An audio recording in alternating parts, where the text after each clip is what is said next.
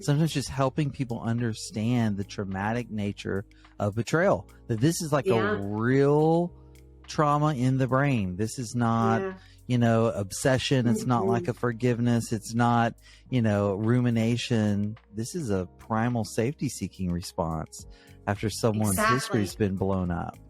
Yeah. Safety is the number one thing that we work on. You and I in this business, we know that we can't go anywhere without that safety. So safety has to be established. And on that first session with the couple, I always try to bring him in on, if not the first session, at least the second session. Right up front, I say, she's got to feel safe. And if you can't be on board with the plan and helping her feel safe, then that means I have to do that with her. And she's going to have to do it on her own.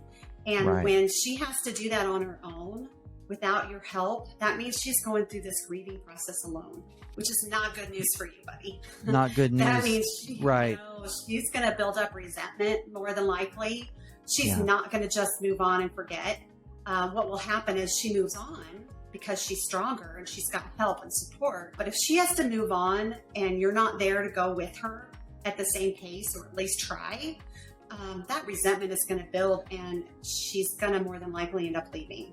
Yeah, and I think this is so important, what we're talking about here, and to sort of frame it up in the using the APSATS model, the multidimensional partner trauma model. There are 3 phases in the APSATS model, right? Phase 1 is about safety and stability. Phase 2 is about mourning and loss, that grief work that you're talking about.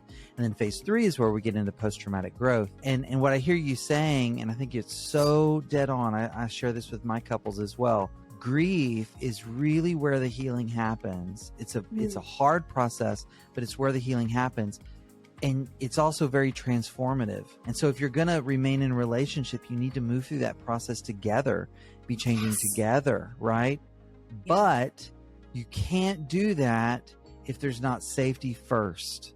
Grief is a luxury for the brain that knows it's safe, right? And so that's why going back, being patient, having that empathy so that the partner can know the what's first. And then once all the what's are in place, now let's move into the whys, which is that grief work.